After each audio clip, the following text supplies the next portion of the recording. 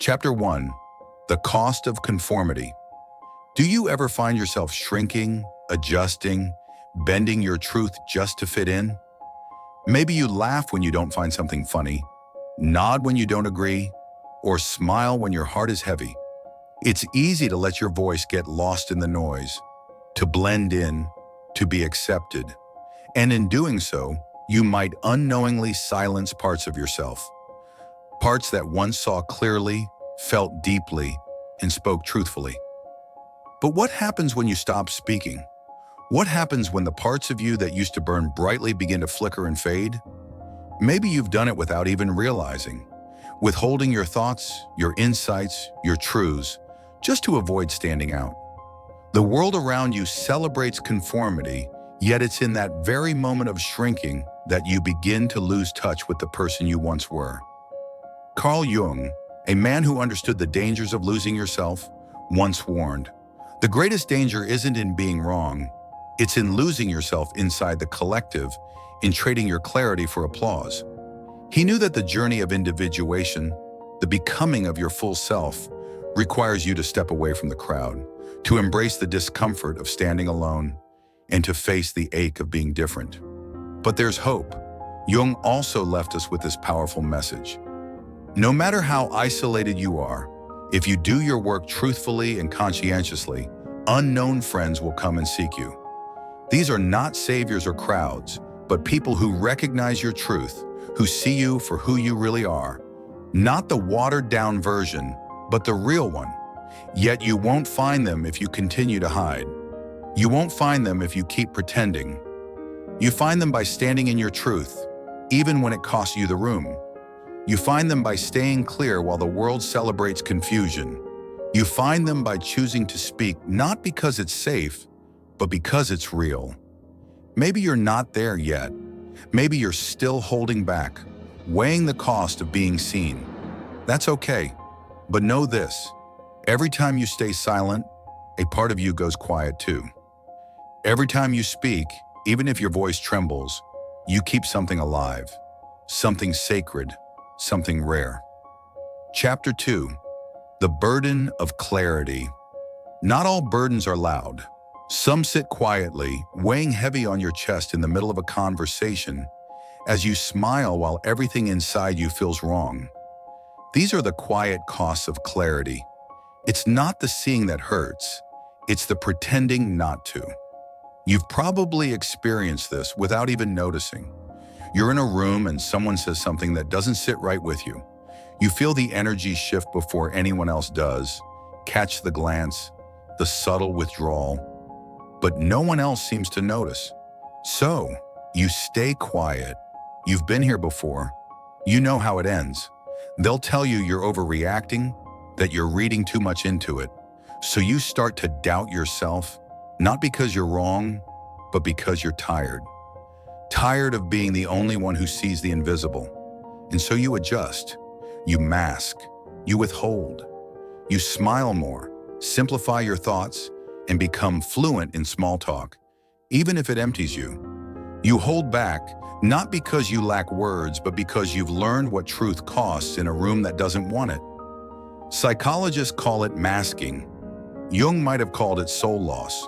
Whatever you name it, the result is the same. You begin to disappear. No one notices because the version of you they see still functions.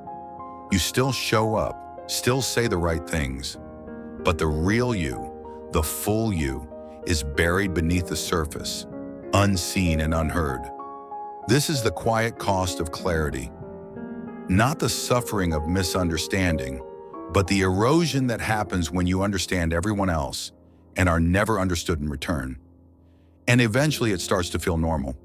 It feels normal to be the one who adjusts, the one who carries the emotional labor. It feels normal to be the one who absorbs the discomfort so the room can stay light. Chapter 3. The Price of Awakening. But here's the danger. You get good at it. So good, in fact, that you forget how much you buried until one day it catches up to you. It might be in the form of burnout, a sudden wave of grief, or the realization that the people around you like you more for your silence than your truth. That's when the reckoning begins. Carl Jung called this the work of individuation, the process of reclaiming who you truly are. It's not just about discovering yourself. It's about unlearning who you became to survive. It's not just about waking up. It's about coming back to the parts of you that once spoke freely, to the insights you once shared before they were dismissed. But that return isn't easy. The moment you start reclaiming your clarity, you lose your camouflage. You become visible again, not as the agreeable version, but as the real one. And that's when the loneliness spikes. Some of the people closest to you may have never met the version of you that is now resurfacing. Some of them won't want to meet her, but don't let that stop you. Because the life you want, the freedom you crave, and the connections you deserve only live on the other side of pretending. Chapter 4. When the burden becomes a light.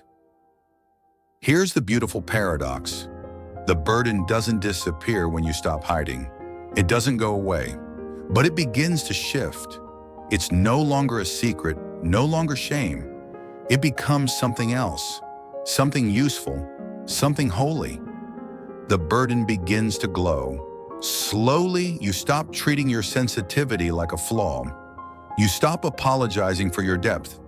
You begin to understand that your inner noise isn't chaos, it's guidance.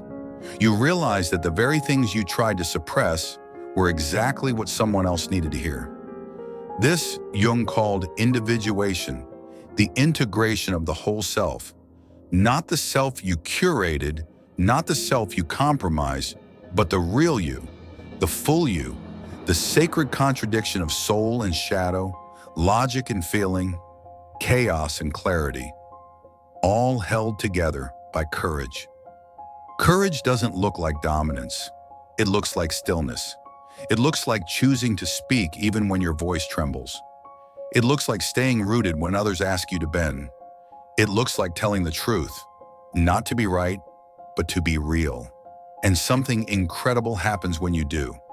People begin to appear, not crowds, not noise, but kindred spirits, quiet ones, observant ones, people who see you, not just the mask, but the light behind your eyes. They won't need you to explain. They'll already know. For the first time in a long time, you'll feel it, that click, that resonance, that quiet yes. You'll feel that you don't have to dilute anything to belong, that your voice isn't too much, that your vision isn't too strange, that your burden isn't yours alone anymore. Now your burden becomes a bridge, a beacon, a light that doesn't just carry you forward, but calls others in. And maybe that's why you carried it for so long. Not because you were meant to suffer, but because you were meant to lead. Not with answers, but with presence. Chapter 5. The Final Truth. The world doesn't need more people who fit in. It needs people who can see, who can feel, who can hold the complexity and still move with love. The world needs you. So if this message found you at the right time, let it be a sign. Say something. Even if it's just one word, drop it in the comments. Say awake, not for the algorithm, but for someone else who might be scrolling in silence, waiting for proof that they're not crazy, not broken, not alone in being alone. If you've forgotten how much your light matters, let this remind you. It was never just a burden. It was never just weight. It was always the beginning of your light. Chapter 6. The Echoes of Silence. We all know what it feels like to be ignored, to speak and watch your words fade into the void. But there's a deeper form of silence, one that's even more suffocating, the silence we impose on ourselves. It's the moments when we hold back our truths, when we censor our thoughts before they even leave our lips. It's the quiet that fills the gaps, the spaces between our words, as we wonder whether we'll be accepted or rejected for what we say. Jung once said, "Everything that irritates us about others can lead us to an understanding of ourselves." This understanding isn't just about others. It's about what we do to ourselves in the name of fitting in. The anger you feel when someone ignores you might be pointing to the anger you suppress within yourself when you ignore your own voice. The frustration you feel when someone dismisses your opinion might be reflecting the times you've dismissed your own feelings in favor of external approval. Every time you stay silent, the echo of that silence grows. It becomes louder, more persistent, until it drowns out your own voice. You start to forget what it feels like to speak freely, to let your words flow without fear of judgment. And in this silence, something else begins to happen. You lose touch with your inner compass. You begin to wonder whether your voice even matters, or if you've been invisible all along. But the silence isn't your enemy. It's a messenger. It's a reflection of your inner state. If you're silent because you fear rejection, then it's time to confront that fear. If you're silent because you feel unworthy, it's time to question that belief. Because the more you speak, the more you reveal your essence. Chapter 7. The courage to speak your truth. The idea of speaking your truth often sounds simple, almost cliché, but in practice, it's one of the most challenging things you can do. When you speak your truth, you expose yourself. You take off the mask, and what's underneath isn't always pretty. It's raw, vulnerable, and unrefined. And that's where the courage lies. It's not in speaking because you're sure of the outcome. It's not in speaking because you're guaranteed to be understood or accepted. It's speaking anyway. It's speaking even when your voice shakes. It's speaking even when there's no guarantee that others will see you for who you really are. The philosopher Friedrich Nietzsche captured this paradox beautifully. He who fights with monsters should look to it that he himself does not become a monster. And if you gaze long enough into an abyss, the abyss will gaze back into you. Nietzsche wasn't just talking about external battles. He was speaking about the internal struggle we all face when we begin to speak our truth. We fight against the noise, the judgment, the ridicule, and sometimes we even fight against ourselves. But it's this battle, this tension, that is the very thing that shapes us. When you stand up for yourself, even in the face of rejection, you forge a stronger sense of self. You become more than just the version of you others want to see. You become your most authentic, unapologetic self. And yes, it's hard. Yes, it can be uncomfortable, but it's worth it because speaking your truth doesn't just set you free, it sets others free as well. When you stop hiding, others feel permission to stop hiding too. You lead by example, showing that vulnerability is not a weakness, but a strength. Chapter 8. The pain of growth. Growth is not always a smooth journey. In fact, it's often messy, painful, and filled with moments of doubt. The more you shed the layers of conformity, the more exposed you become. And this exposure can sting. Think of the butterfly breaking free from its cocoon. The struggle to emerge is not a sign of weakness. It's the process of transformation. It's the pressure that shapes the wings. Without it, the butterfly would never learn to fly. Similarly, as you shed your old self, your mask, your defenses, your need for approval, you will likely encounter discomfort. It will feel as if you're tearing yourself apart, but in reality, you're simply becoming whole. Each time you choose authenticity over safety, you step further into your own power. This is what Carl Jung meant by, "The gold is hidden in the dark." The treasures of your true self are often buried beneath the discomfort, beneath the fear. But if you're brave enough to face the darkness, you'll find that the very thing you were afraid of, growth, change, authenticity, is the key to your freedom. Chapter 9. The infinite potential of being yourself. When you embrace your authentic self, something remarkable happens. You tap into an infinite well of potential. This is not just potential in the external world, like career success or popularity, but an internal potential that feeds your soul. When you stop pretending to be someone else, you stop draining your energy trying to meet others' expectations. You begin to direct that energy inward, cultivating your passions, your creativity, your unique perspective. No longer tethered by the fear of rejection, you allow yourself to dream bigger, act bolder, and pursue what truly lights you up. Jung often spoke about the importance of individuation, the journey of becoming who you truly are. This process doesn't just lead you to personal freedom, It aligns you with your deepest desires and highest purpose.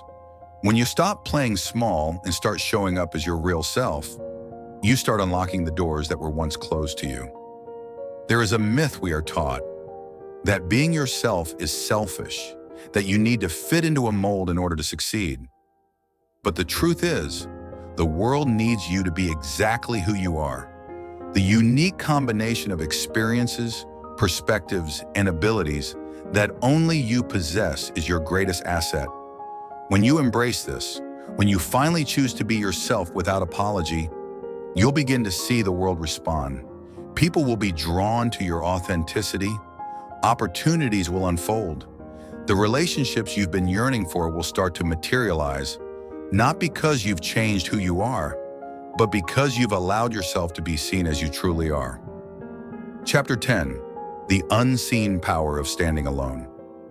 It's easy to think that to be powerful, we need to be surrounded by people, by approval, by validation. But true power doesn't come from external sources, it comes from within. The most powerful people throughout history were often those who stood alone. They didn't conform, they didn't wait for permission. They spoke their truth even when it meant facing rejection. They stood apart not out of arrogance, but because they knew that their voice, their message was too important to silence. To stand alone is not to be isolated. It's to be grounded in who you are, to be so certain in your authenticity that you no longer need external validation. It's in standing alone that you find your true strength. Because when you stop seeking approval, you begin to live in alignment with your true purpose.